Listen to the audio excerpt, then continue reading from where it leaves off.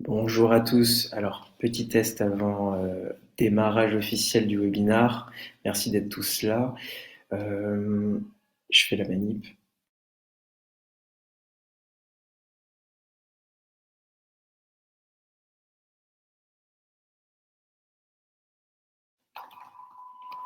Bonjour Camille, merci d'être là. Je t'ai envoyé l'invitation. Nickel. On m'entend bien là, c'est Tu bon? nous entends? Ouais, super. Parfait. Content de t'avoir. On va commencer on va commencer dans une minute.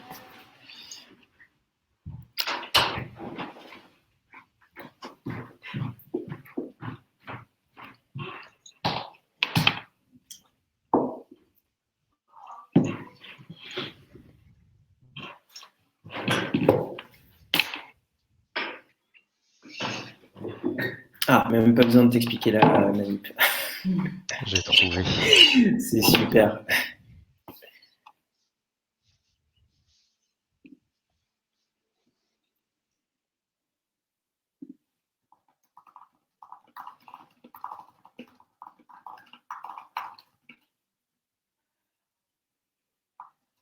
Bon, je pense on peut démarrer.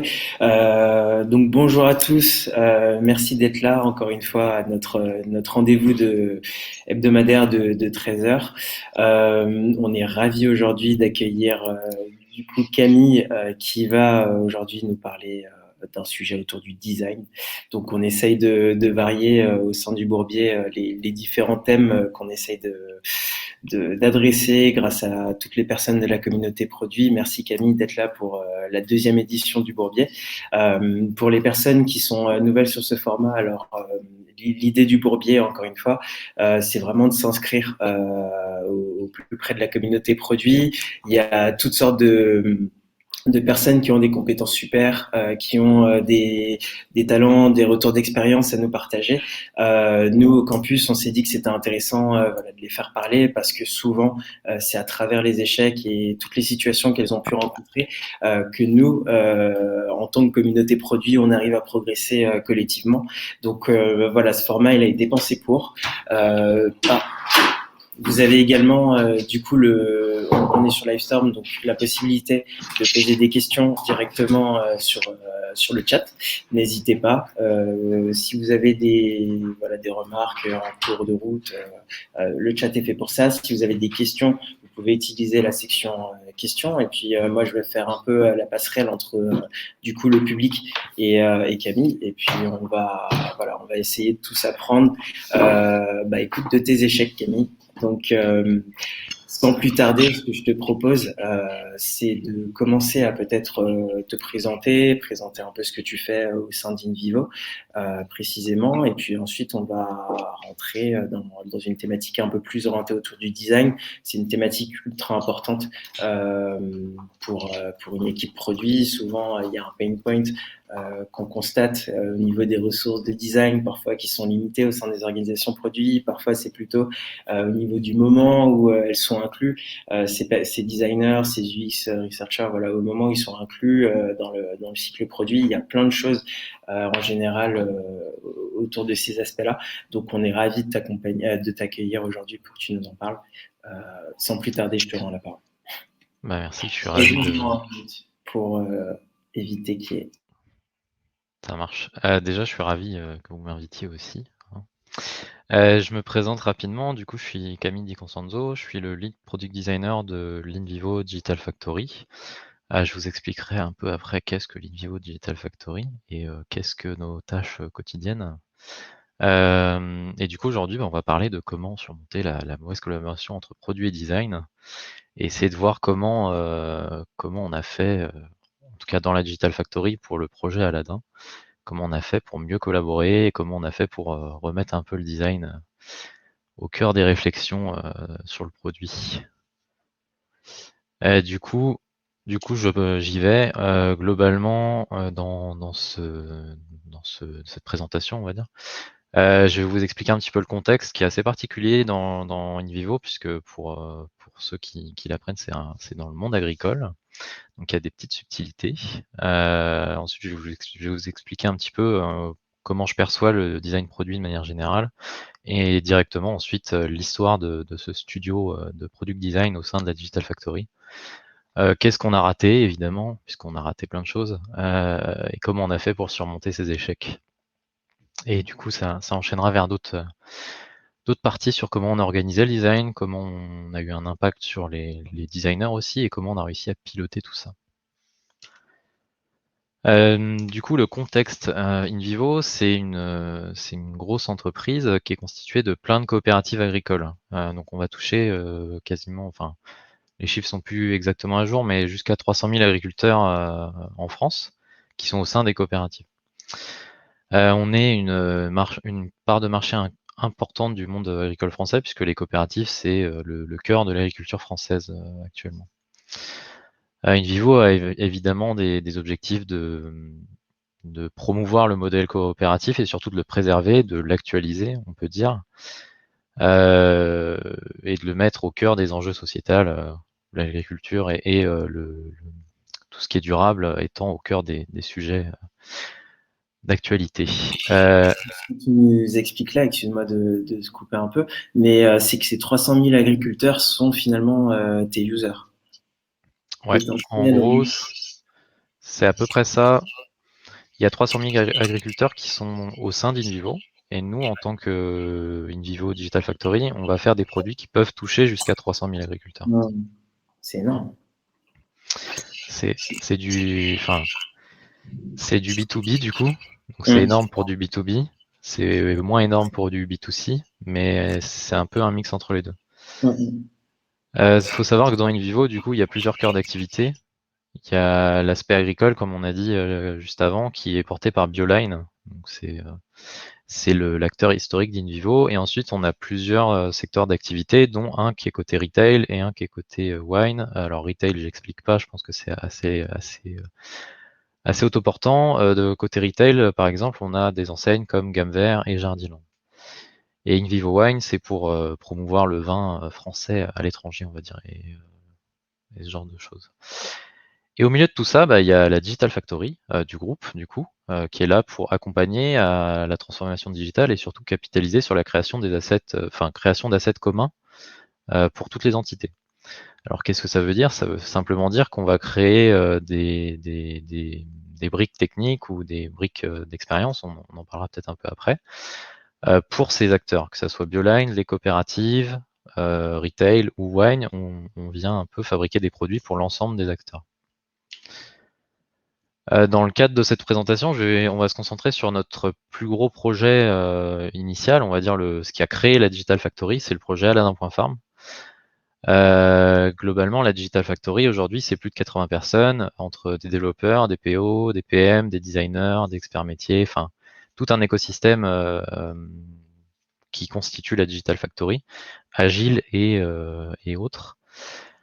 Et pour Aladdin.farm, en quelques mots, c'est une plateforme de mise en marché de biens et services agricoles qu'on a co-construit et qu'on a construite et co-construite avec les coopératives agricoles de France. Donc c'est ce qu'on disait tout à l'heure. Et du coup, dans ce projet-là, c'est typiquement ce genre de projet qui, à terme, pourra toucher jusqu'à 300 000 agriculteurs en France. Ce qui est assez intéressant à noter pour Aladdin, c'est que c'est une marketplace, c'est du B2B interfacé, c'est-à-dire qu'on va construire une marketplace, les coopératives vont pouvoir administrer leurs offres et pouvoir administrer leur marketplace tout simplement. Et nous, on vient donner des services à travers Aladdin pour ces coopératives et leurs adhérents.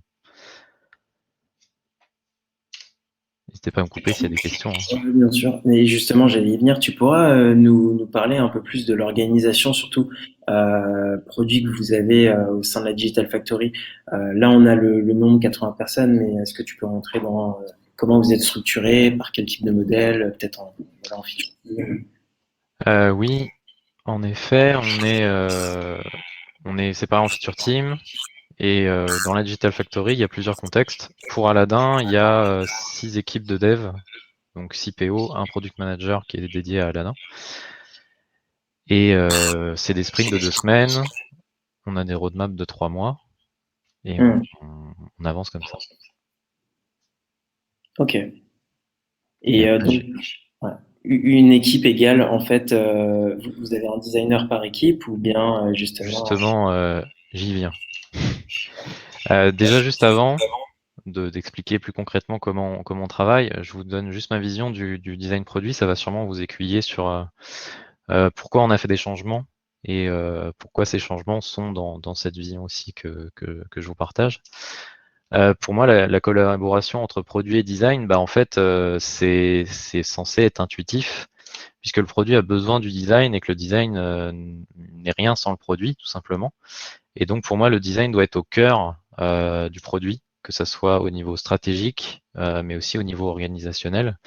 Le design doit pousser le produit et le produit a besoin de se faire pousser par le design de manière générale.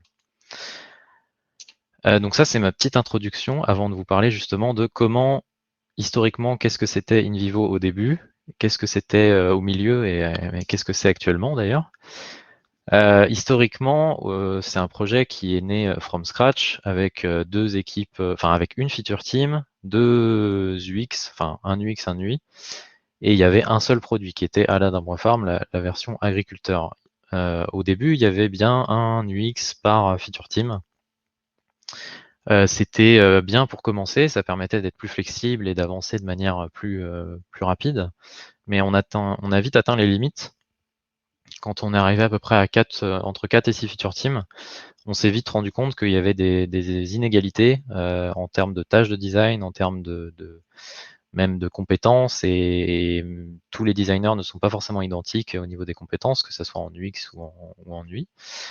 Donc typiquement, c'est ce que j'ai mis à droite. On avait une organisation qui était décentralisée, on n'avait pas de roadmap dédié au design, on n'avait pas de vision globale du design entre les feature teams, tout simplement. Chaque feature team, ou plutôt chaque designer, designait une petite partie qui correspondait à sa feature ou à ce que sa team avait besoin, mais il n'y avait pas de cohérence globale.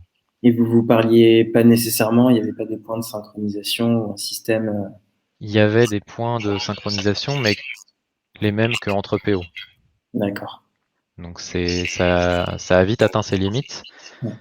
Et dans un produit qu'on construit from scratch, c'est important d'avoir une vision. Surtout comme je viens de dire juste avant, il faut que le design pousse la vision aussi. Du coup, bon, un schéma explicatif, hein, PO, tech lead, UX et des devs. C'est le nombre de devs est non représentatif, mais ça donne une idée de comment on a commencé. J'ai pas mis les UI ici, puisqu'en fait, il y en avait un pour 3 équipes environ, et pour 2 ou 3 équipes, et c'était un travail plus par front, entre guillemets, un UI par front. Mais c'était C'est d'après toi un bon ratio. D'ailleurs, il y a souvent cette question autour de quel est le bon ratio designer pour PM l'équipe produit. Est-ce qu'avec un UI pour 3 équipes, tu as senti des difficultés ou ça se passait bien et est-ce que tu as des retours? c'est pas à l'aise. On va Ouais. dire que dans ce schéma-là, en fait, ce qui se passe, c'est que les UX déjà sont plus des exécutants que des UX, puisqu'ils travaillent pour le PO, on va dire, entre guillemets. Et les UI, c'est encore pire, puisqu'ils subissent tout ce qui a été produit à droite et à gauche. Donc, c'est compliqué de dire si c'est un bon ratio. Ça dépend de ce qu'il y a à produire, en fait. Potentiellement, c'était OK pour nous, parce qu'on arrivait à avancer. Puis il y avait un travail de wireframing qui était quand même assez correct en amont. Par contre, aujourd'hui, je dirais que c'est pas du tout assez pour l'organisation qu'on a actuellement. Un UI pour 3 feature teams, c'est pas assez. Et le wireframing, c'était les équipes produits qui le faisaient, enfin le PO en l'occurrence. Le PO avec l'UX en binôme. Ouais. Ok, super. C'est là où je dis que c'était souvent très exécutif, puisque les phases de recherche, quand on est dans ce format-là, il y en a très peu, ou alors pendant l'avant sprint, quoi, enfin le sprint 0 ou même encore en amont. Mais pendant le delivery, pendant la prod, il y a quasiment plus de phase de recherche, puisqu'en fait l'UX est dédié à faire des wireframes et à craquer des sujets très très petits. C'est là où je disais, du coup, on perd une vision globale produit, et en fait, le produit pousse le design et pas l'inverse. Ok. Du coup, la solution qu'on a trouvée, en fait, c'est assez simple pour trouver cette solution. On a mis tous les designers dans une pièce. Je leur ai demandé qu'est-ce qui se passe bien, qu'est-ce qui se passe pas bien. et comment faire pour résoudre les problèmes. Donc, entre guillemets, on a fait de l'UX pour nos propres tâches. On est arrivé à une solution où au final on a fait une organisation centralisée, donc on a pris tous les designers, on les a réunis dans une équipe qu'on appelle Studio. Le but c'est qu'il n'y a pas du X et du Y, on est tous des product designers. Donc ça rejoint aussi un sujet que j'ai dit juste avant. En fait, on va pas être cloisonné dans ses compétences, on verra après ce que ça veut dire être product designer aussi. Mais on va vraiment essayer d'être polyvalent pour faire avancer le produit. Du coup, ça se traduisait par 7 designers complémentaires, un lead de ce studio qu'on pourrait apparenter à un PO, entre guillemets. Et chaque product designer a des sensibilités différentes. Évidemment, il y a des personnes qui sont plus UX de base et des personnes qui sont plus UI de base. On verra après pourquoi c'est pas un problème. Ça nous a permis, avec cette organisation centralisée, ça nous a permis de nous coller un peu à ce que font ce que font les équipes, les feature teams, à savoir poser notre roadmap, poser une vision, poser des OKR aussi par exemple, et surtout avoir une cohérence à travers les produits, puisque comme je disais juste avant, on est passé de 1 à 4 produits au sein d'Aladin, puisque en fait côté Aladin il y a le front office, le back office et d'autres fronts à côté que je vous explique pas maintenant. Et pour avoir une cohérence globale, en fait, il faut que les designers parlent au quotidien. Il faut travailler ensemble et voilà. Donc là, vous étiez plutôt je dirais une cellule product design ou enfin je sais pas comment l'appeler, une équipe que vous étiez et ensuite vous étiez dispatché au sein des équipes produits pour en fait justement répandre un peu la vision que vous portiez quoi. Et C'est pas exactement ça. On va voir après qu'en fait, on est centralisé, on va s'adapter à la roadmap produit pour être sûr qu'on puisse alimenter les équipes produits au bon moment avec de la bonne qualité de ouais, données ou de matière, quoi. C'est pour ça que je dis que poser sa roadmap, ça a été un des points structurants en termes de studio. De poser une roadmap design, c'est vraiment un must-have pour être sûr qu'il n'y ait pas un flux tendu qui peut éventuellement créer des burn-out ou autre, et qu'on puisse anticiper si on est capable de livrer ou si on n'est pas capable de livrer. C'est un des points clés. Tout comme une feature team doit être capable d'estimer et de se projeter sur 3 mois, les designers doivent être capables aussi de faire ça. tu pourras nous parler plus tard de à quoi ressemble une roadmap design, qu'est-ce que tu veux dire? Justement, ouais, j'y viens après. Du coup, un petit schéma sur à quoi ça ressemblait. Bon, là, le ratio est entre guillemets correct, puisque comme tous les designers sont centralisés, on a besoin de moins de designers. C'est aussi un des points clés. On va pouvoir venir jauger si on doit mettre plus d'efforts avec une feature team ou avec une autre. Donc c'est un point important, non négligeable. Si on centralise tous les designers dans une seule équipe, on va pouvoir, pas forcément économiser, mais on va pouvoir mieux répartir ses forces. Et pour l'info, aujourd'hui, on a même scalé le système, puisque aujourd'hui, on a 3 studios indépendants, 3 studios sur 3 contextes différents qui travaillent de temps en temps en collaboration. Et on a plus de 11 designers répartis dans ces 3 studios. Ok, super. Du coup, comment on a fait quel rôle on a mis en place pour arriver jusque-là? Pour l'information, on a 3 streams de travail au studio.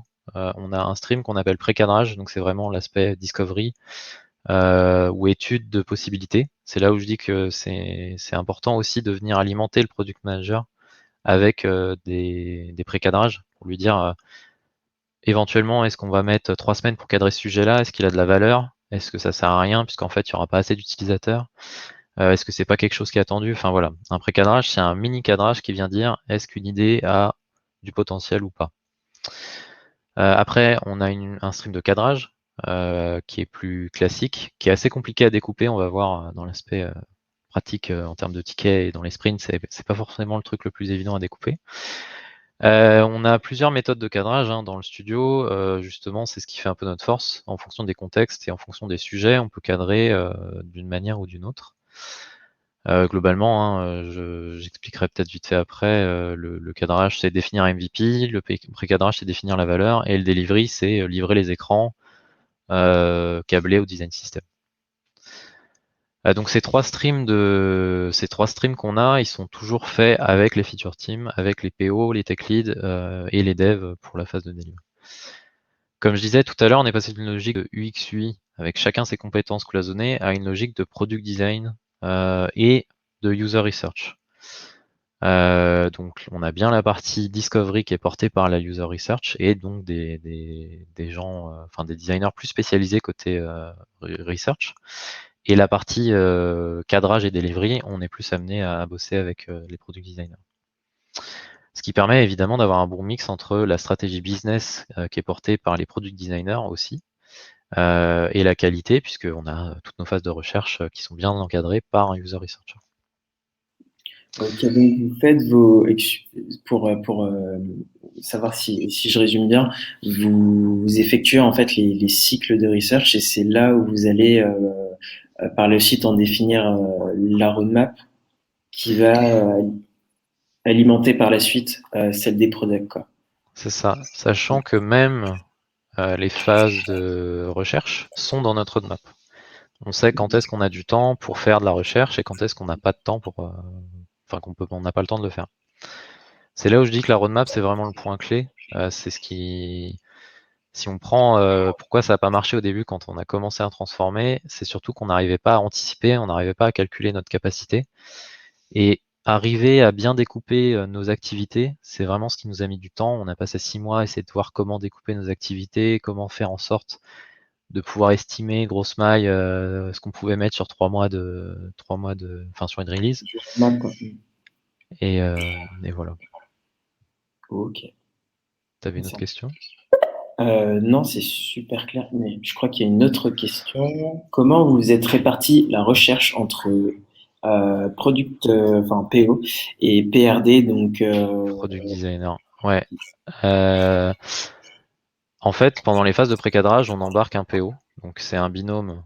On travaille quasiment que en binôme, que ce soit des binomages au sein du studio ou avec des PO et autres. On travaille toujours en binôme. Les phases de pré-cadrage, typiquement, c'est un PO et un UX, enfin bref, et un product designer. Les phases de cadrage, c'est un PO, un tech lead et deux product designers. Et les phases de delivery, c'est plus avec les tech leads, les PO et les devs directement qu'on vient se challenger. Je sais pas si ça a répondu complètement à la question du coup. La j'espère. question c'était la recherche. Et bah la recherche, on embarque les PO sur le terrain, on les embarque dans nos phases de recherche. Et en général, ils aiment bien ça. Ça leur donne beaucoup de matière. D'ailleurs, dans tout ce cycle, tu nous parleras peut-être des rôles. Ouais. Parce que là, c'est intéressant. Il y en a pas mal qui sont pas vraiment, je pense, connus du grand public. Bah justement, c'est ce qui est écrit juste après. Euh, on a différents rôles un peu clés dans l'organisation aujourd'hui.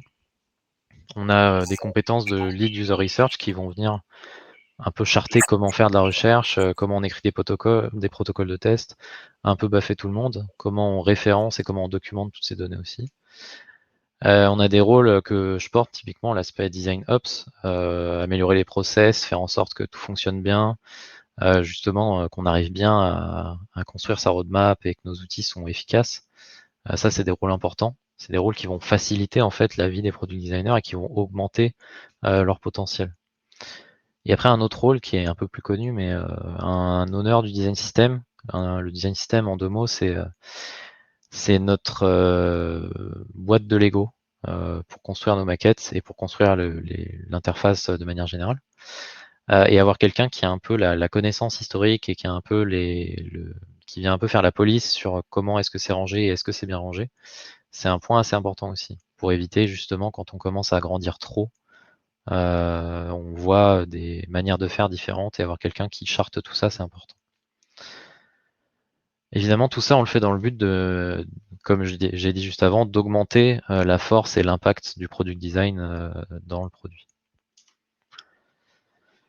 Du coup, un point pour finir cette partie-là, un point important à retenir, c'est que le rôle du product designer, c'est bien de rendre le produit utile, utilisable et utilisé. Donc, la stratégie produit, est porté par le product designer, et un bon product designer doit toujours se demander comment faire pour apporter de la valeur donc, au produit à travers ces activités, quoi.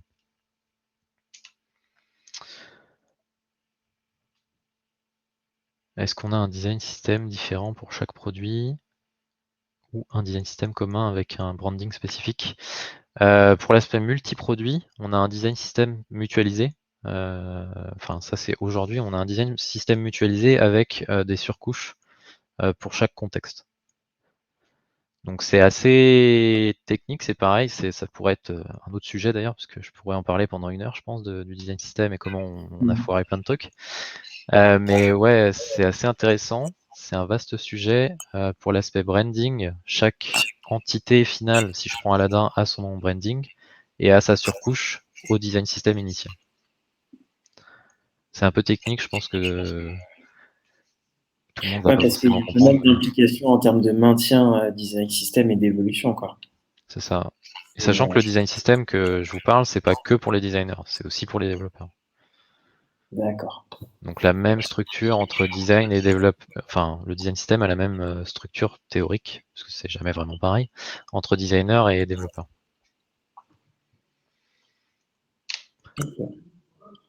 Du coup, question. Alors il est Oui. public, pas encore, mais un jour bientôt. En tout cas, la partie Figma, je prévois de la rendre publique à un moment quand j'aurai du temps, quoi. C'est plus ça la question.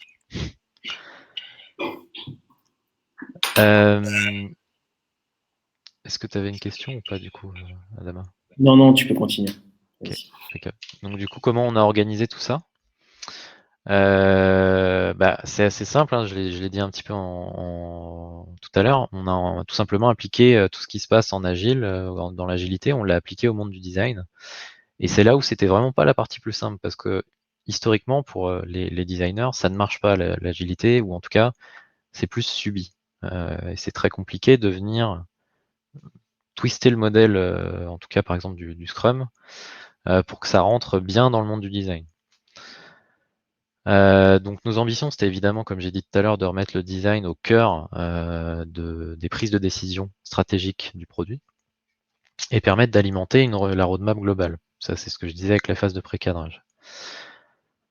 Donc évidemment, c'est ce que j'ai dit aussi. On s'est mis dans ce flow de feature team et dans le flow agile qui est commun à la Digital Factory. On a des sprints de 2 semaines, on a des roadmaps de 3 mois et on a exactement la même temporalité. On participe aux mêmes démos et on partage exactement comme une autre équipe agile. Donc ça, c'est un point important. Être centralisé et donc en dehors des équipes, oui, mais on est quand même une équipe produit à part entière. Évidemment, pour se réinventer, bon, bah, c'est logique, hein, on a pris les bonnes idées de partout, notamment du monde du développement. Je parlais beaucoup de binomage, de pair, etc. C'est des pratiques qu'on a introduites, qui sont maintenant très naturelles dans le studio. Comme je disais, on travaille jamais tout seul, on est toujours en pair design, en pair, enfin bref, en pair design du coup, ou en mob design, on a des activités une fois par semaine où tous les studios sont réunis et on vient craquer des sujets d'organisation, craquer des sujets ou partager des bonnes pratiques. Voilà. Et c'est là où je disais que c'est là où la polyvalence et en tout cas les compétences de chaque designer sont importantes, parce qu'on a tous les designers ont un peu leur préférences ou leurs forces et leurs faiblesses. Et le fait de toujours travailler en pair pour craquer les sujets, ça permet de de se challenger au quotidien et de deux, de permettre d'enlever les faiblesses d'un ou d'une autre personne. Si je prends un exemple concret, en phase de cadrage, c'est toujours cool d'avoir quelqu'un qui maîtrise plus l'aspect UI pour produire des maquettes, produire des wireframes, aller tester des protos sur le terrain. Et c'est toujours aussi important d'avoir quelqu'un qui est plus UX pour avoir des protocoles bien écrits, de poser les bonnes questions et d'être sûr qu'on va dans le bon sens. On s'est aussi inspiré du monde du design. Alors évidemment, des modèles d'organisation dans le design, il y en a des très connus. On a regardé ce que faisait Spotify, Dropbox, Microsoft, Instagram, etc. On a essayé de piocher toutes les bonnes pratiques à droite à gauche et évidemment de l'adapter à notre contexte. Ça, c'est un point important. Je pense qu'aujourd'hui, tout ce que je vous présente, si vous l'appliquez directement chez vous, ça ne marchera pas. Il faut forcément l'adapter en fonction de vos outils, de la maturité des équipes, du contexte, etc. Tu pourrais nous préciser un peu en quoi vous êtes inspiré, par exemple, de Spotify? Qu'est-ce que vous avez pris de Spotify, de Dropbox, de Microsoft? Enfin, peut-être qu'il y a des choses intéressantes à Ouais, creuser. Spotify au niveau orga, ils communiquent beaucoup. Si on prend par exemple leur page Figma, enfin Ouais, les pages super. publiques qu'ils ont sur Figma de comment ils construisent le design, comment ils structurent leurs espaces dans Figma est ultra intéressant. Il y a 2-3 trucs un peu bizarres où on se demande comment ils ont réussi à le faire. Ça, c'est pas forcément expliqué, j'avoue, mais on a beaucoup creusé sur leur site et sur ce qu'ils publient au quotidien dans leur com, que sur la partie design, hein, le reste étant plus connu. Si je prends l'exemple de leur, je crois qu'ils appellent ça des guildes ou je sais plus trop. Enfin bref. Donc l'aspect Spotify, c'est très organisationnel, la logique produit, comment ils traitent les sujets, etc. Dropbox, c'est tout ce qui est un peu plus design system. Microsoft, c'est sur de l'orga interne, de ticketing, etc. Et Instagram, j'avoue, je me souviens plus trop. Mais c'est du Facebook, c'est de l'outil aussi, je pense, si je me souviens bien. Donc potentiellement, voilà, les participants ils pourront aller sur Dropbox, Microsoft, regarder un peu la doc Ouais, ou le blog, et puis il y aura des éléments par rapport à ça. c'est ça. Dans Figma, il y a beaucoup de choses, hein. On sous-estime vachement la partie communauté de Figma. Il y a énormément de choses, énormément de partages qui sont faits dans la bulle de design, il y a beaucoup de choses. Mm. Puis c'est des questions que tout le monde se pose en fait. L'organisation de design, c'est un peu le graal de design de tout designer, puisque on subit beaucoup avec l'agilité et réussir à se remettre au volant du produit pour conduire le produit où il faut.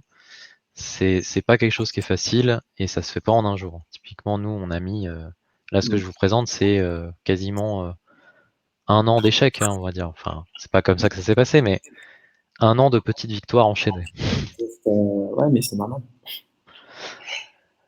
Il y D'ailleurs, a c'est une question. En parlant de, alors, un an d'échec, c'est un peu sévère, effectivement. Mais par contre, comment est-ce que vous pilotez un peu l'évolution de votre orga, des process? Est-ce que vous faites justement vous inspirez du monde du dev et de l'agile, vous faites des rétros?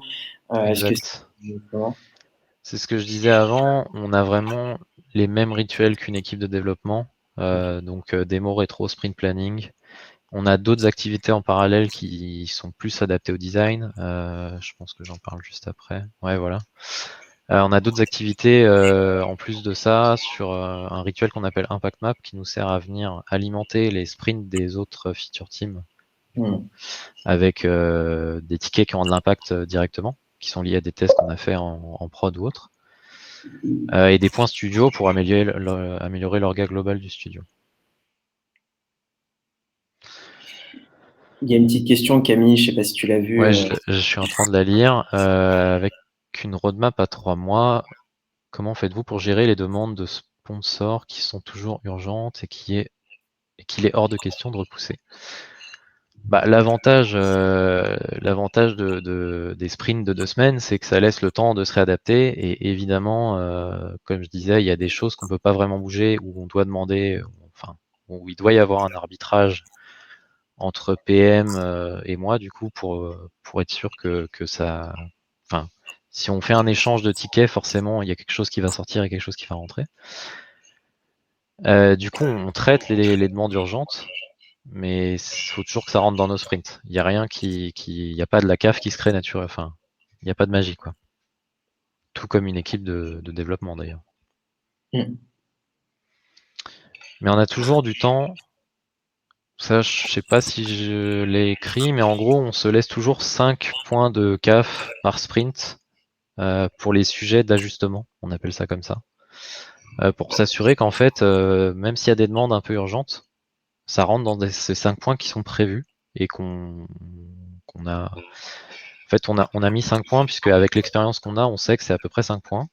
Si demain on voit que quand on fait notre sprint planning ou quand on fait l'estimation de ce qu'on a fait dans le sprint d'avant, c'était plus, bah, on va peut-être monter à 8 points et voir avancer comme ça, comme une feature team en fait. En fin de sprint, on vient toujours estimer ce qu'on a fait réellement par rapport à ce qu'on avait prévu, pour être sûr qu'on est toujours dans le bon sens. Donc typiquement pour les demandes urgentes, ça rentre dans ces 5 points. Si un jour ça dépasse, c'est pas grave, il y a des tickets qui ont glissé et on pourra naturellement anticiper s'il y a trop de demandes d'urgence, on va passer à 8 points ou à 12.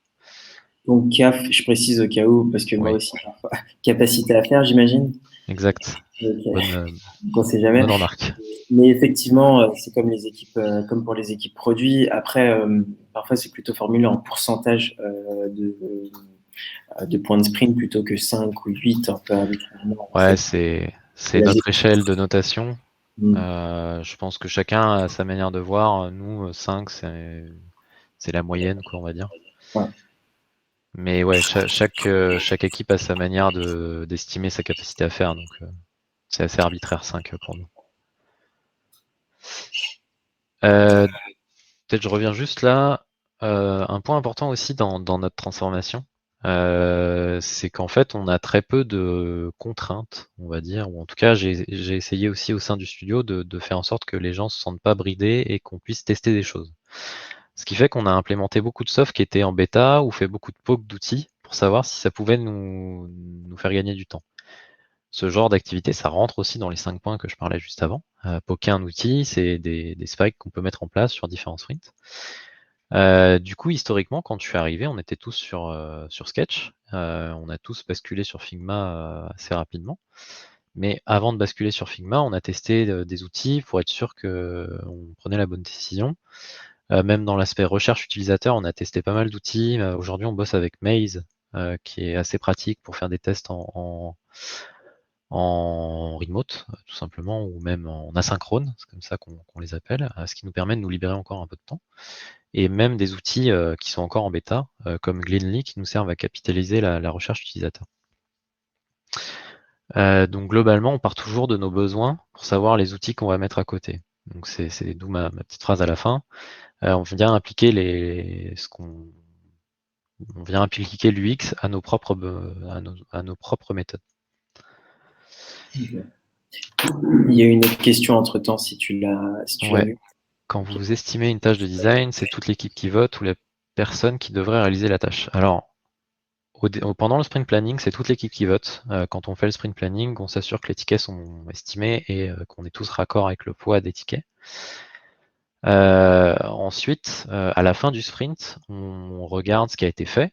Potentiellement, il y a des tickets qui sont pas terminés ou qui ont été surnotés ou sous-notés.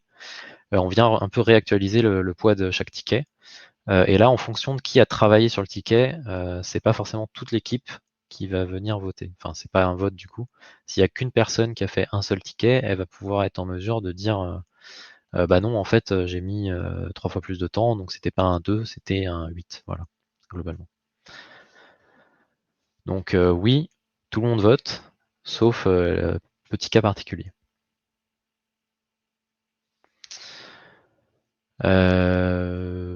Est-ce que c'était. Il n'y avait pas une autre question? J'ai entendu un petit bruit, mais c'était Non, bon. non, c'est une réponse chat alors. Très bien. Enfin, itération alors. Pas de souci. Ça marche. Du coup, un petit schéma pour un peu expliquer notre process aussi et nos activités. Il y a des idées qui sortent de partout, ce que je disais pendant nos phases de recherche, ou même pendant des phases de cadrage, ou même des idées, ça peut venir de partout. Donc il y a des idées. On vient les pré-cadrer, donc on identifie la valeur business et la valeur utilisateur. C'est vraiment ça l'objectif. Qu'on vient ensuite dans une instance avec le product manager. On vient prendre une décision. En gros, est-ce que ça passe en cadrage? Est-ce que ça reste en pré-cadrage? Voilà. Ensuite, on rentre dans les activités de cadrage, où on vient globalement définir le MVP, hein, si on fait simple. Et ensuite, on a nos phases de delivery, comme je disais tout à l'heure. Il faut savoir que chaque activité dans notre backlog, c'est des tickets spécifiques, avec des règles de gestion spécifiques dans notre backlog. Vous verrez plus tard, on n'utilise pas Jira, parce que c'est pas forcément adapté à cette spécification, ou en tout cas, on trouvait ça moins pratique. On utilise Azure DevOps pour info. Et donc on a vraiment des tickets de pré-cadrage, des tickets de cadrage et des tickets de delivery dans nos backlogs. c'est important. J'ai une question, moi, à ce stade. Comment, alors plus même deux, comment est-ce que vous évaluez la valeur business et utilisateur? On va dire quelle approche, parce que je sais qu'il y en a beaucoup, mais laquelle vous prenez? Et est-ce que ça va être les mêmes valeurs business et utilisateurs que prennent les équipes produits ou vous avez une approche un peu plus différente? C'est une bonne question. On essaye d'arriver à des WSJF, donc bon, bref, c'est une échelle d'adoption agile. Je sais plus exactement l'acronyme. Et en fait, la valeur business, on essaye qu'elle soit vraiment transverse à toute l'organisation, que ça soit la même pour les PO, pour les PM, pour les designers. D'accord. Et comment on l'estime? Bon, la valeur utilisateur, c'est des interviews, voilà.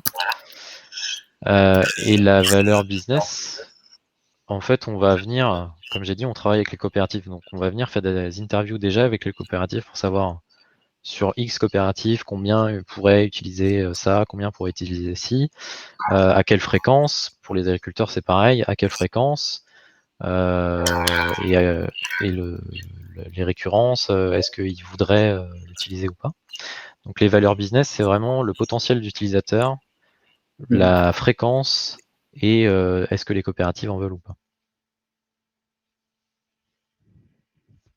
Ok, super. Ouais, c'est bon, t'as répondu. Impeccable. Merci. Du coup, c'est un peu ce que je disais, on collabore vraiment en continu avec l'ensemble des acteurs depuis la phase de pré-cadrage. Même, j'ai envie de dire, depuis l'idée, puisque comme j'ai dit juste avant, l'idée peut venir de partout. Ça peut être un PO, ça peut être un dev, ça peut être un PM, un tech lead, ça peut enfin être des utilisateurs évidemment, j'ai envie de dire. Mais une idée et étudier une idée, ça peut venir de partout. Donc on définit ensemble entre designer, PO, PM, tech lead, on vient ensemble définir les objectifs pas forcément que du cadrage, hein, les objectifs de la feature ou de ce qu'on essaie de construire, pourquoi on veut le faire, afin de quoi et pour qui. Évidemment, on a une vision à poser, puisque en tant que Digital Factory, on a une vision Digital Factory à chaque feature qu'on fabrique. Est-ce que c'est pour un produit? Est-ce que c'est pour plusieurs produits? Est-ce que c'est du spécifique? Est-ce que c'est du mutualisé? Voilà. Bon, le planning, on le définit ensemble, ça c'est simple, mais il faut pas l'oublier, hein. Pour bien intégrer tous les acteurs, il faut faire le planning ensemble. Et évidemment, les questions auxquelles on veut répondre pendant ce cadrage-là, c'est important de les définir ensemble, puisque un designer n'a pas forcément les mêmes questions qu'un PO ou un tech lead. Du coup, il y a une question. Vous avez une méthode de recherche en particulier pour avoir des données utilisateurs et bien entendu la valeur? En fait, oui et non. On a des méthodes de cadrage un peu standardisées avec des templates de cadrage qui existent pour essayer de, comme je disais un peu, c'est l'aspect design ops, faire en sorte qu'on soit plus efficace et plus efficient. En général, on a deux types de cadrage très utilisés. L'aspect cadrage 360, donc sur un mois et demi, 2 mois, où on va venir faire des interviews, poser donc tout ce que j'ai dit, objectif, vision, etc. Essayer de trouver des solutions, les faire tester, et ainsi de suite. Donc on va être sur un process un peu plus classique. Ensuite, on a d'autres activités de cadrage où il y a un peu moins de recherche. Si on prend du lean, par exemple, on va produire des choses et on va prendre de la donnée utilisateur après en prod via des analyses quantitatives. Voilà. Et évidemment, on en a un autre qu'on fait moins souvent, mais on fait des design sprints. Forcément, on en fait moins souvent parce que en termes de capacité, faut que tout le monde soit dispo pendant une semaine, c'est très intense. Et le 5e jour, il faut des utilisateurs pour tester. Mais voilà, donc on a plein d'assets de cadrage et tous ces assets de cadrage ont les mêmes processus pour venir documenter cette recherche utilisateur, à savoir une fiche Confluence qui résume les ateliers et ce qu'on en tire, une fiche Confluence qui résume les interviews et ce qu'on en tire, une fiche Confluence qui résume les tests utilisateurs et ce qu'on en tire, avec les protocoles associés. ou les méthodes d'atelier qu'on a utilisées pour être sûr qu'on puisse bien comprendre ce qui s'est passé et bien interpréter toutes les choses qu'on a en place. Et après, je parlais d'Atomic Research pour rappeler, ou en tout cas c'est quelque chose qui est assez nouveau, donc pour exprimer rapidement ce que c'est le fait de découper chaque donnée utilisateur en fait, interprétation ou recommandation. Un fait, c'est quelque chose qu'on ne peut pas challenger, c'est comme ça, c'est une verbatim, c'est une donnée brute, c'est quelque chose qu'on ne peut pas challenger. Nous, on vient aussi tirer de tous ces actions utilisateurs, que ce soit des ateliers, des interviews, des tests ou autres, ou des observations, on vient documenter des faits dans notre outil de documentation de recherche utilisateur, sur lequel on va essayer de générer des interprétations. Ce qui nous permettront dans une phase où on va faire une étude sur une feature, de venir faire une recommandation par rapport à cette feature. C'est là où je dis sur l'aspect définition du MVP, ça rentre dans cette boucle-là. On a des faits qu'on interprète, et ces interprétations dans leurs ensembles, on va en faire une recommandation qui sera le MVP du coup, qui sera présenté au product manager pour s'assurer que tout est toujours bon et qu'on y va, entre guillemets. Et une fois qu'il a donné son go, on passe dans la phase de delivery où on va transformer cette recommandation en écran concret. Ok. Donc MVP ici, c'est vraiment, je dirais, enfin, l'insight, si je peux prendre un terme, ou en tout cas la piste sur quoi il faut aller, mais c'est absolument intangible à ce stade, quoi. Et C'est ça. après, ok. Il peut y avoir des contraintes business qui n'étaient pas anticipées, Ouais. des visions Digital Factory, c'est ce que je disais tout à l'heure, il faut bien définir la vision ensemble, mais des fois, si un projet coûte trop cher, puisque du coup quand c'est trop cher, c'est presque plus une feature, quoi, c'est vraiment un ensemble de features, il y a un arbitrage qui peut être fait, on peut dire à la fin d'un cadrage, ça c'est trop cher, on le fera dans 6 mois. Ça arrive. Ou à contrario, il y a 2 versions qui existent, il y a 2 MVP possibles, lequel on voudrait faire en premier. Mm. Ils ont a priori la même valeur, éventuellement pas forcément le même coût, lequel on fait en premier. C'est pour ça qu'on dissocie bien cadrage et delivery, même au sein du studio. Le cadrage, c'est donner des billes au product manager. Ok. Du coup, pour clore cette partie-là, c'est important de partager le why du design pour toute l'organisation, de savoir pourquoi on design, de savoir pourquoi on fait les choses. C'est ce que je disais juste avant. Les objectifs, faut les écrire, que toute l'équipe de cadrage, toute l'équipe, même toute l'équipe transverse, soit au courant de pourquoi est-ce qu'on a pris les décisions et par rapport à quoi. Alors, un petit aparté, c'est un peu moins lié au produit, dans le sens où c'est vraiment l'impact sur le quotidien d'un designer. En fait, forcément, en passant d'une logique UX, UI très séparée à une logique product design ultra complémentaire, on a des changements de mindset qui sont opérés. Et c'est important de les partager. C'est important de construire un mindset dans un studio de design pour continuer à produire, continuer à créer de la valeur, s'assurer que, comme je disais tout à l'heure, qu'on génère pas des frustrations et qu'on évite les burn-out, puisque c'est un point que j'ai un peu mentionné. Mais dans l'orga initial, on a eu un burn-out aussi, puisque comme les charges de travail enfin les charges de travail UX entre les feature teams sont pas équivalentes. Il y a des personnes qui vont avoir beaucoup trop de travail et des personnes qui vont pas avoir assez de travail. Bon, bref, petit aparté. Du coup, dans le changement de mindset, on a ce que je disais tout à l'heure, on travaille tout le temps en pair. Donc maintenant, c'est quelque chose qui est ultra naturel au début de la journée, durant notre daily. On vient dire, bah, j'ai besoin d'aide ou j'ai besoin qu'on me baffe un truc. Et on travaille toujours en binôme minimum. Évidemment, le travail en binôme permet de faciliter et de lisser les connaissances et les compétences du coup au sein du studio et s'assurer que si demain il y a quelqu'un qui s'en va, on ait quand même l'information. Un point important, on se challenge tout le temps, on essaie toujours de faire mieux. Ça peut dérouter au début parce qu'en fait, on se contredit pas, mais on va dire qu'on va essayer de chercher la petite bête et se pousser à faire mieux. Ça, c'est assez naturel chez nous. C'est des choses qui peuvent, où il faut faire attention en tout cas dans le staffing des designers, si je puis dire, d'avoir des gens qui sont assez ouverts aux critiques, dans la bienveillance évidemment, mais c'est pas toujours des choses que tout le monde accepte. Mais ça fait partie de la culture. Après, c'est quelque chose qui s'entretient, ça se C'est ça. communique. Du coup, évidemment, le point d'après, c'est ce que je viens de dire, être égolèse dans sa matière de produire. C'est pas parce qu'on a produit quelque chose que c'est forcément la meilleure solution, au contraire. On est toujours sur une posture de oui et pas enfin, on est toujours sur oui et du oui mais. Pour s'assurer, en gros, on va pas dire bah non c'est naze ou un truc comme ça. On va s'assurer qu'on va amener des solutions et amener des recommandations quand on critique quelque chose. Donc c'est du mindset, hein, c'est pas que global aux designers. Je pense que c'est des choses qui peuvent être globales même à un mindset ou une culture d'une entreprise. Un point important aussi, on a vachement développé l'ownership des designers dans le sens où au début du sprint, chaque designer choisit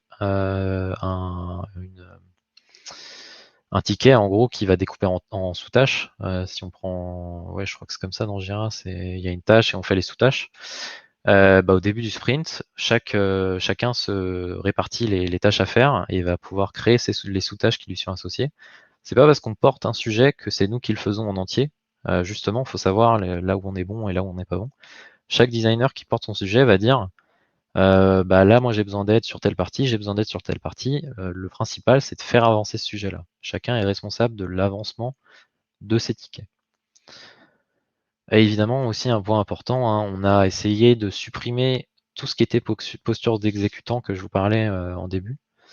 Et donc le designer va pas faire ce que le PO lui a demandé de faire spécifiquement. Il va plus essayer de lui demander comment il peut amener de la valeur, comment faire mieux, etc. Donc on n'a pas d'exécution au sens propre du terme. J'ai une petite question, Camille. Ça me fait penser quand on est dans la phase, on est dans le cycle là, un peu on est dans le sprint sur de l'exécution. Typiquement dans du produit, il y a une phase de test en fait. Le test, j'ai envie de dire, il est brut, objectif, ça marche ou ça marche pas quoi. Et sur du design, comment est-ce que vous validez en fait définitivement une production, que ce soit un oui mais, oui et, comment est-ce qu'on arrive à un livrable final en fait? Du coup, en fonction de l'activité dans laquelle on est, sur du delivery typiquement, si les maquettes sont produites, câblées au design system et qu'elles ont été reviewées par un pair et que ça a passé ce test-là, le ticket va s'en donner. D'accord. Donc sur le delivery, c'est assez intuitif. On regarde ce qui a été fait, on vérifie que c'est bien câblé, on vérifie que c'est bien construit, qu'il n'y a pas des doublons ou quoi que ce soit. Mm. Sur la partie cadrage, on a toujours des reviews sur la documentation. Est-ce qu'on a bien rempli? Est-ce qu'on a bien respecté les règles de documentation? Est-ce qu'on a bien mis les liens où il fallait? Enfin voilà, on a cet aspect de validation et on a d'autres aspects de présentation au studio. Comme je disais, on a des activités toutes les semaines, on a des activités pour partager ce qu'on a fait et les bonnes pratiques. Et on vient aussi valider nos cadrages en collectivité. Mm. Faites-vous un historique des designs pour savoir pourquoi vous avez fait tel ou tel choix? Alors oui, c'est une bonne question. On le fait via Confluence, on vient un peu faire l'historique des activités, surtout en phase de cadrage, parce qu'en phase de delivery, c'est un peu plus concret. On a un flow et on décline le flow qui a été pensé en amont. Mais oui, on essaye de toujours documenter nos décisions, pourquoi on a pris des décisions, par rapport à quoi, comme je disais, par rapport à nos objectifs, est-ce que c'est par rapport à un persona qu'on veut traiter en priorité. Voilà. Cette prise de décision, elle n'est pas faite que par le studio, hein.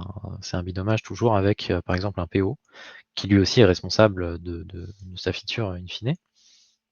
Donc tout ça est documenté.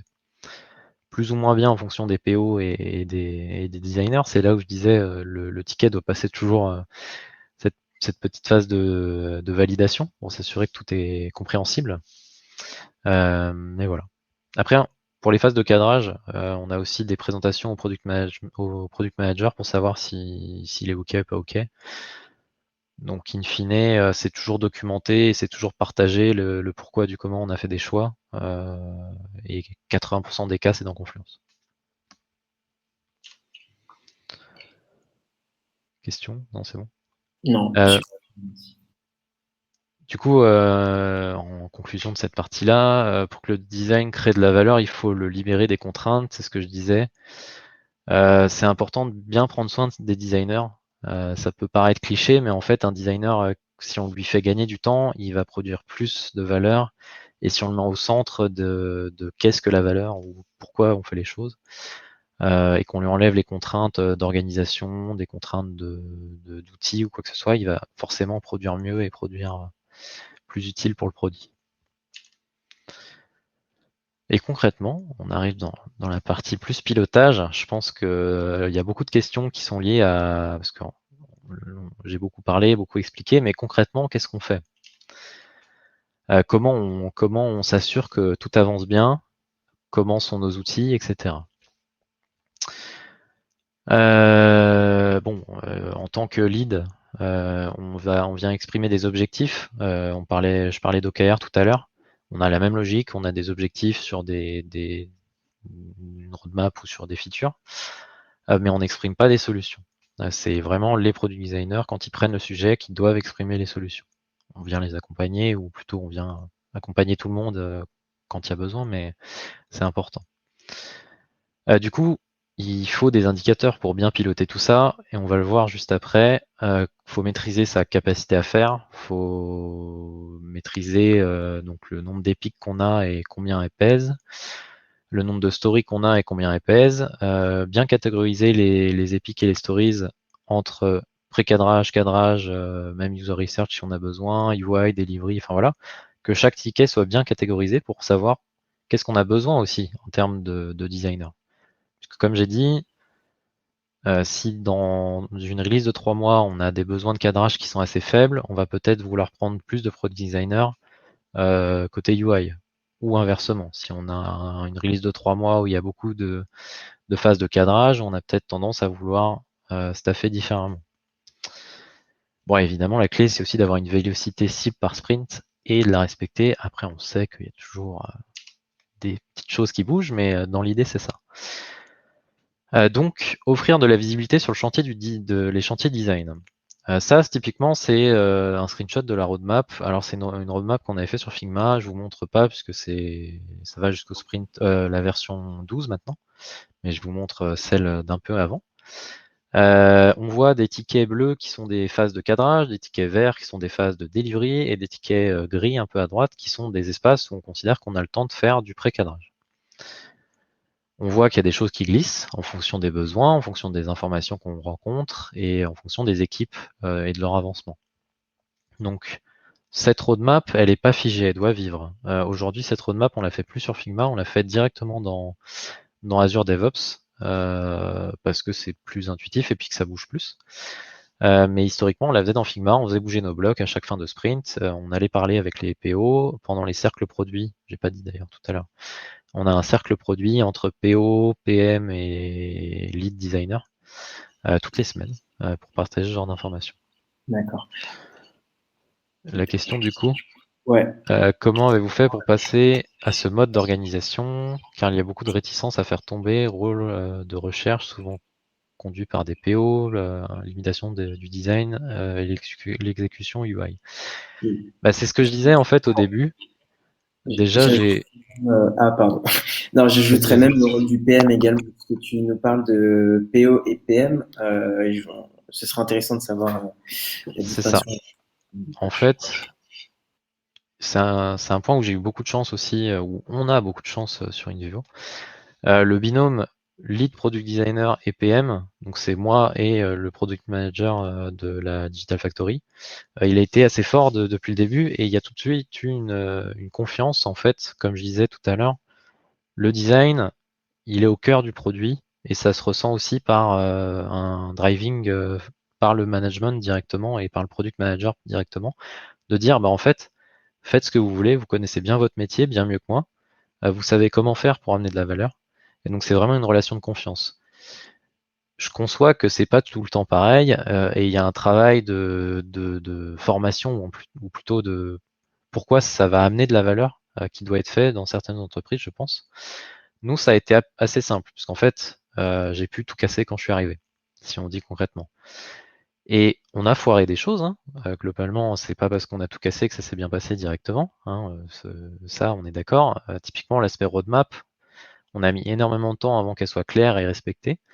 Mais c'est important en fait que le binôme product design, product management soit très fort. Et c'est ça le binôme clé, c'est que le design doit amener des solutions au product manager, doit amener de l'information au product manager et pas que au PO. Et forcément, à partir du moment où on a cette complicité entre PM et product design, on va plus faire confiance au product designer pour définir quand est-ce qu'il y a des phases de recherche, et on va plus leur dire c'est vous qui devez faire ces phases de recherche, puisqu'en fait c'est vous qui avez les compétences. Et on va éviter surtout les biais, je pense au PO. Forcément, ils ont des questions qui sont très terre à terre, on va dire. Et les protocoles d'interview avec un PO, nous, on est obligé on briefe les PO en amont pour leur dire, écoute, tu nous laisses faire notre protocole de A à Z pour être sûr qu'il n'y ait pas de biais. Et ensuite, s'il reste des questions, tu pourras les poser. Ça, c'est des choses importantes. Valoriser la donnée qu'on a pour éviter les biais et bien s'assurer d'éduquer un peu tout le monde pour qu'il n'y ait pas qu'on perde pas une heure en entretien complètement biaisé qu'on peut jeter à la poubelle, quoi. C'est surtout ça qui est important. Et évidemment, le plus dur, je pense, c'est de convaincre les leads globaux pour cette transformation. Nous, on n'a pas eu trop le problème, puisqu'on a pu tout casser. On était un peu dans une ambiance nouveau projet aussi, donc il y avait tout à construire. Une relation de confiance. Donc on n'a pas eu trop de problématiques par rapport à ça.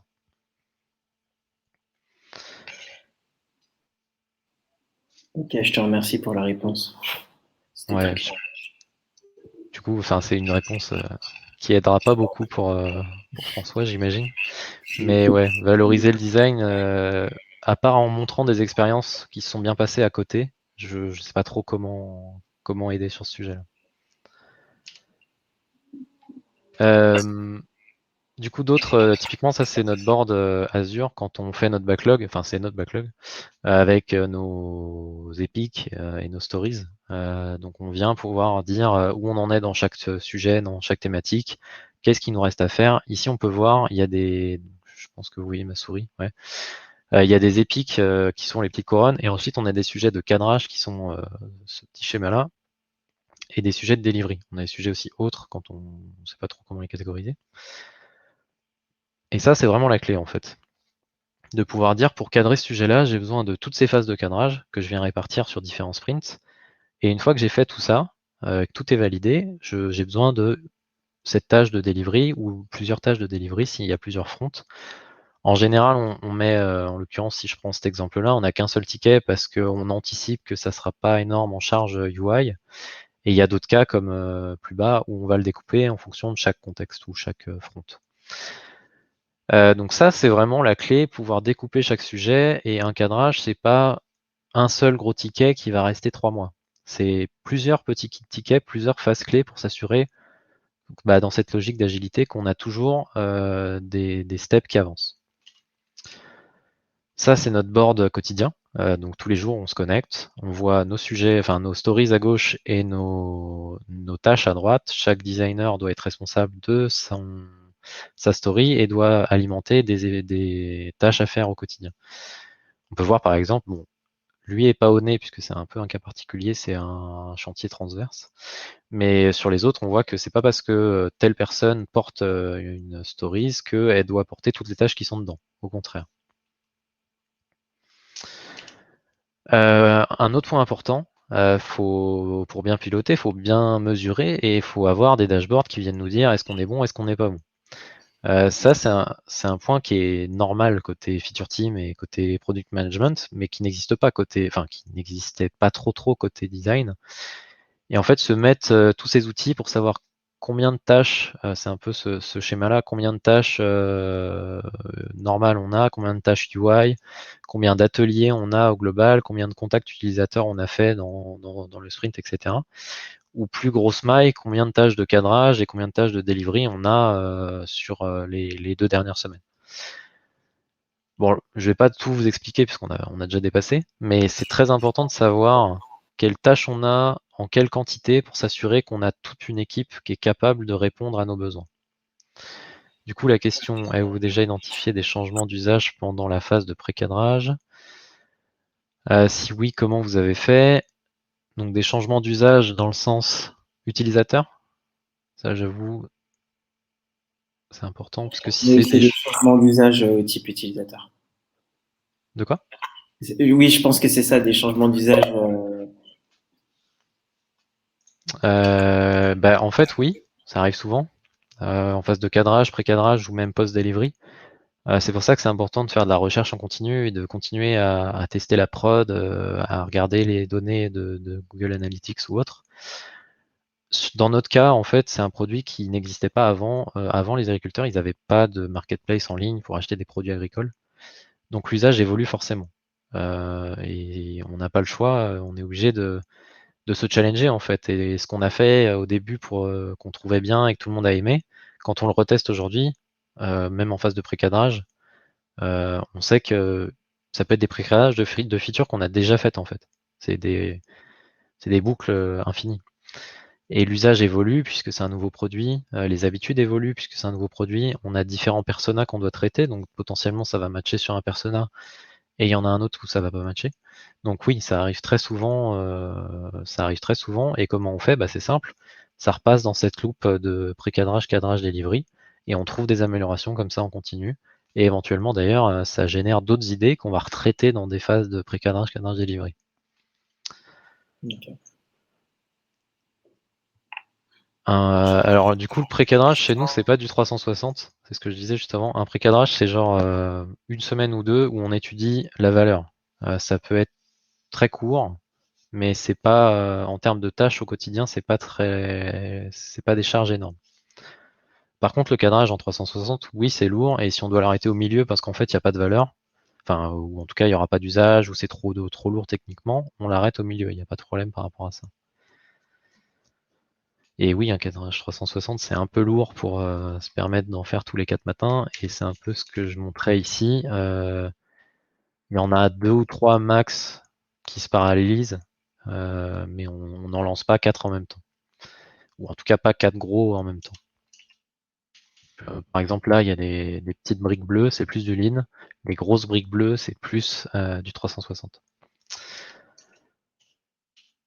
Et pour finir, enfin, dernier slide, puisque voilà.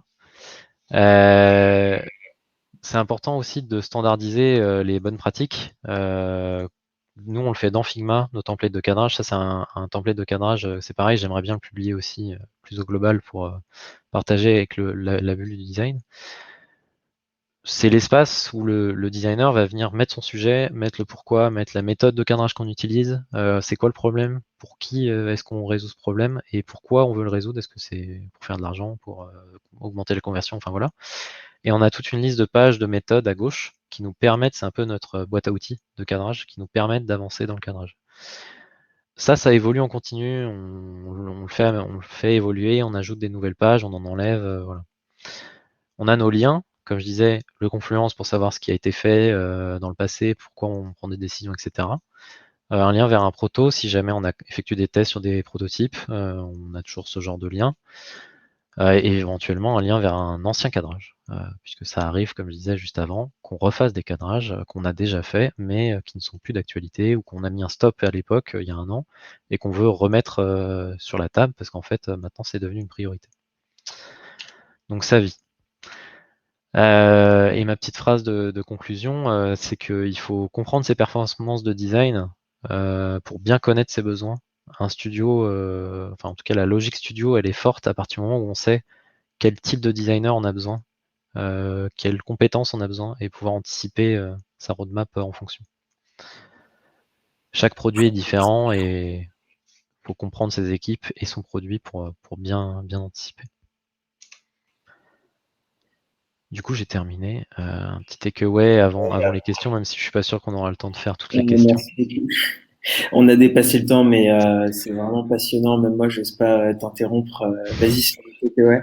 Et Bah, puis, takeaway, c'est ce qu'on a vu, hein, ça va prendre 2 secondes. Des lead designers impliqués dans la stratégie globale, c'est important. Ils font partie du lead product. Le lead designer, enfin les lead designers sont impliqués dans le lead product. Des objectifs de design clairs et partagés. Le design doit participer aux OKR dans tous les sens du terme. Des équipes produits impliquées dans les phases de création, donc des équipes produits au sens large, pas que le design. Pour des ateliers d'idéation, des ateliers de sketching ou autres, il faut toujours impliquer les équipes. Faut un contexte design avant de chercher des solutions. Donc ça, c'est bien comprendre le problème et bien comprendre comment est construit le design avant de chercher des solutions.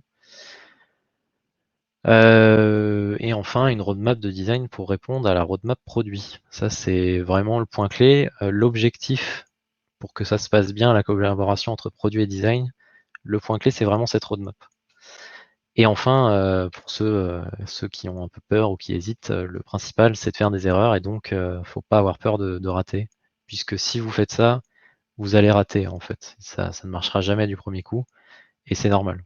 Mais faut le savoir, quoi.